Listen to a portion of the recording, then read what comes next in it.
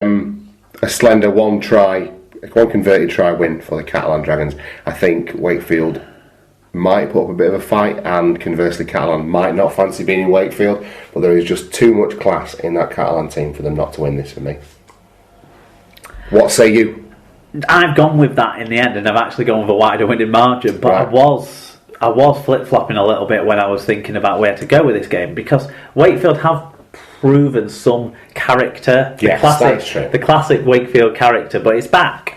Yeah, and you know, they're not the team that they were last year in terms of being easy beats. Yeah, it's just I think there's too many classy players in that Catalan side to see them losing in the end. That's how I had to go with it. Easy beats would be my DJ name, by the way.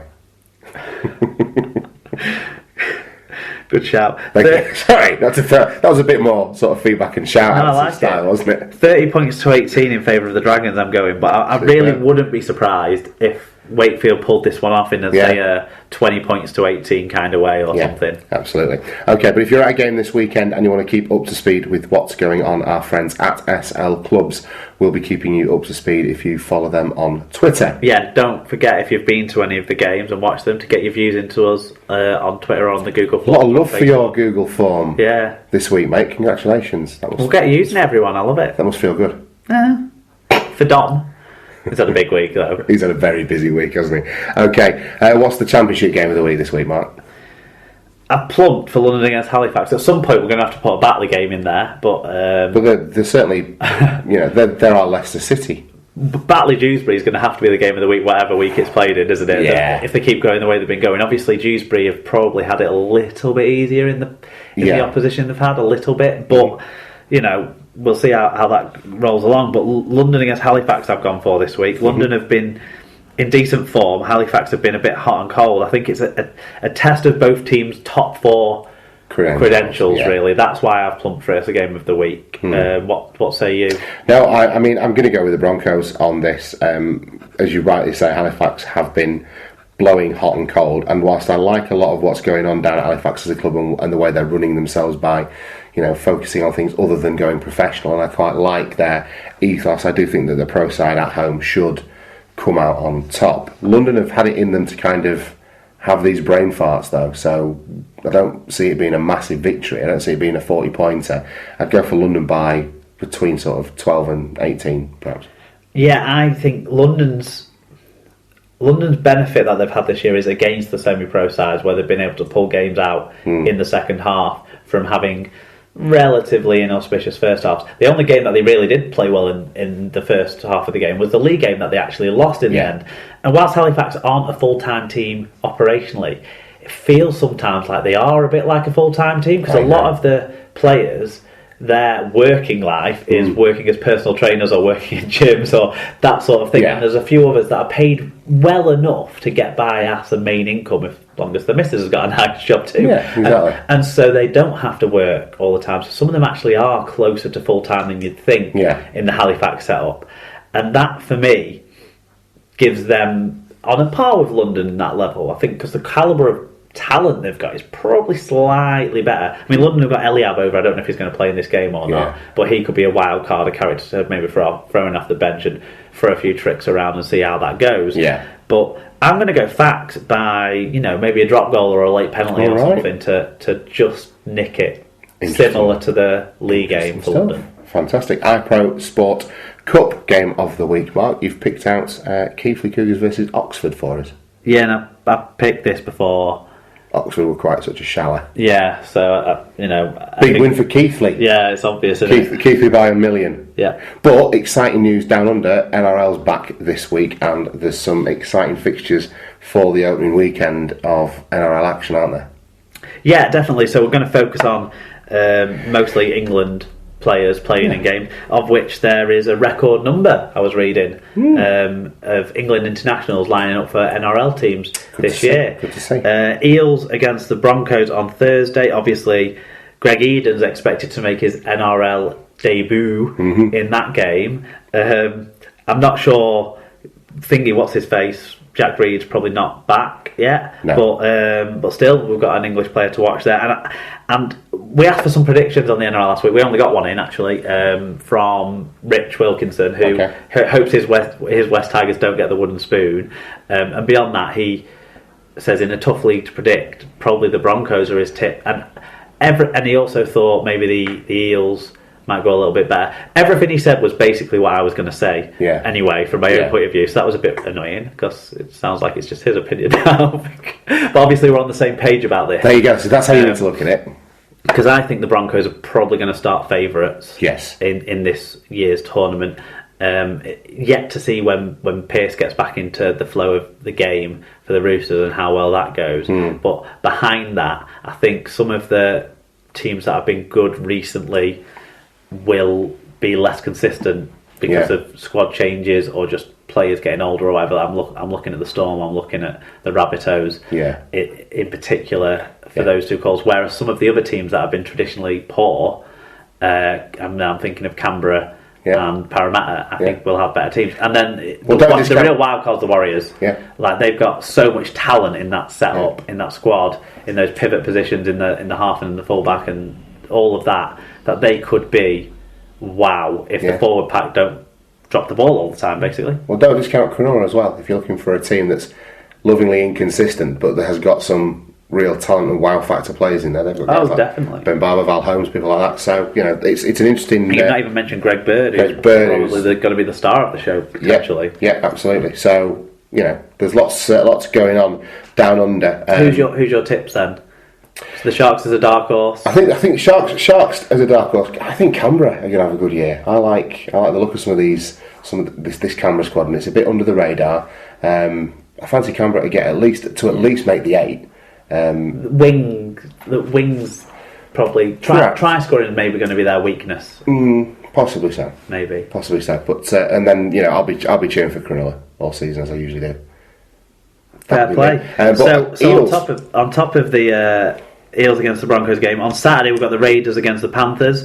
The Panthers could do anything this year. They could be shite or they could be good. I think it depends on. They've got a couple of guys coming off contract who are important to them. They've got guys like Seguiero who wants to have a big year one way or another to either get himself a deal or what have you. And then Soward, who knows what the crack is with Soward. I think that's the key. If 1, 6 and 7 play well, then they'll have a good year. Yeah, absolutely. Because they've got the firepower around it. But Raiders against the Panthers on Saturday. The Raiders are the team we're more interested in there, though, with Whitehead probably making his NRL debut, we hope. And a stripped down, slim looking Elliot Whitehead as well.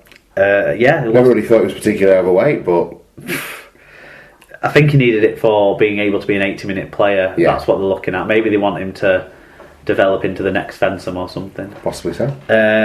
Roosters against Rabbitohs on Sunday is the final game. Picking on, obviously, big Slam in Sam's return. It's very unlikely that Joe Burgess is going to get a go for the Roosters, but praying for injuries in their outside backs, as I will be all year, to see young Joe get on the field. But the Burgess twins won't be playing, but Slam in Sam is back. There you go. That's the big story around rugby league in the NRL this week, isn't it? Okay, that's your Super League pod. And this week in Liga back as well. So the big story. Get on board with them, slam their predictions, and they'll slag you off, and it'll be great fun for everyone. Absolutely, the masochistic life of being a twill follower. Okay, that's the Super League pod for this week. All that remains is for us to wrap up the show.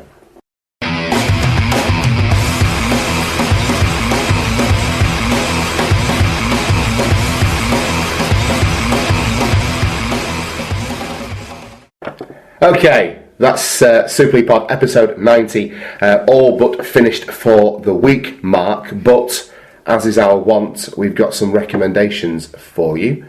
Yeah, do you want to SLP recommend? Do you want to hit off from the front? Yeah, it's a bit of a sad one this week in terms of SLP recommends. One of my favourite sitcoms lost one of its stars this week. It's an old sitcom called Father Ted, and a chap called Frank Kelly passed away yesterday on the 28th, who played Father Jack. So for those of you who know about Father Ted, who I imagine is sort of lads of our age and kind of a bit older, so 20s to 30s and 40s will have seen or have at least been aware of Father Ted. Younger listeners might not be as aware of it. There were only 3 seasons of it. It was set on Craggy Island, off the west coast of the Republic of Ireland, and centres around the lives of 3 Catholic vicars, Catholic priests, who administer to the residents of Craggy Island, and it's just one of the most surreal and also intelligently written pieces of comedy that I've ever had the pleasure of enjoying. And Frank Kelly played Father Jack, who, as people who know Father Ted who are listening will know, was the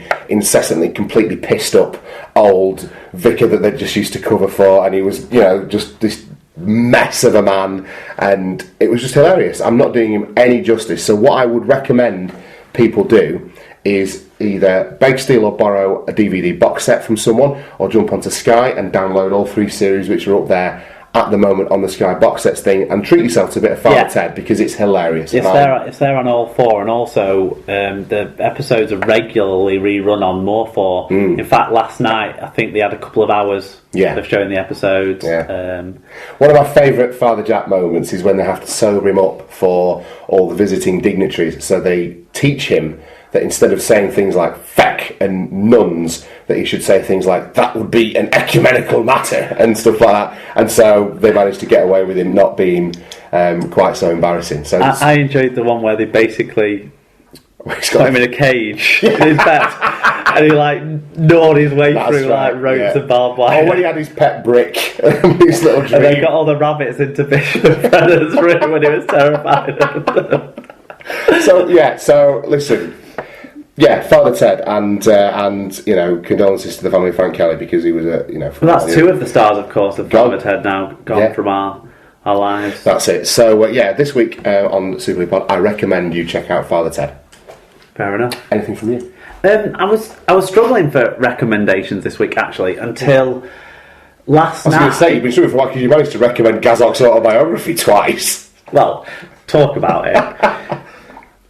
Maybe not the same. A recommendation around the topic, but not necessarily to go and read it. Well, all right. But and I've got one of those, actually. Something that this week on Wednesday we went to Manchester to a postgraduate open day for my missus looking at doing a Masters in Architecture. But we went for tea at Grill on the Alley in Manchester, which is quite well known. Steakhouse restaurant type thing, all your standard fare that you'd expect, quite good quality. But the starters, there was like the guy, when they try and get you to get nibbles and stuff. Anyway, my missus fell for it a little bit and got this garlic bread thing. Turns out what they do is they bring out in a wooden box, basically toast, basically a piece of toast each. Right. But crust, so that was alright, because I like crust. Yeah, I like a crust. Piece of toast each, a bit of oil, right, rather than butter, a bit of oil you pour on it, and then half a garlic. A clove of garlic? Yeah, like a bulb. A whole, right. But just chopped in half down the middle, and basically you pour your oil on your bread, then you rub the garlic, you make your own garlic fucking bread, basically on toast. That sounds horrific. Oh. That sounds like the sort of thing you do, pissed up coming back from a night out as a student. Yeah. We'll make garlic bread, and then you just fucking do it. Yeah, but the main courses we had were absolutely brilliant. Good so stuff. I would sort of semi-recommend there, but semi-recommend it. If you don't want to deal with pretentious fucking bullshit for your start, and not just reek of garlic for the remainder of the evening. Then? No, it wasn't too bad. It was okay. I couldn't smell because I was full of a cold, so I don't know. You should perhaps have eaten some of the garlic. That would have done you good. But the recommendation is a film called Philomena.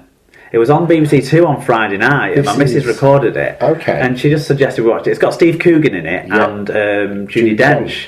And Judi Dench plays this old Irish woman who had her child taken off her by the nuns and sold to an American family in the, I want to say, 60s. Okay. Turns out to be loosely based on a true story. Well, actually, quite firmly based on a true story. And it was Michael Hesse, a homosexual Republican politician, who was actually ended up being her son. Right. But it follows that story. That's not giving it away too much because you find that out relatively early on in the piece. Yeah.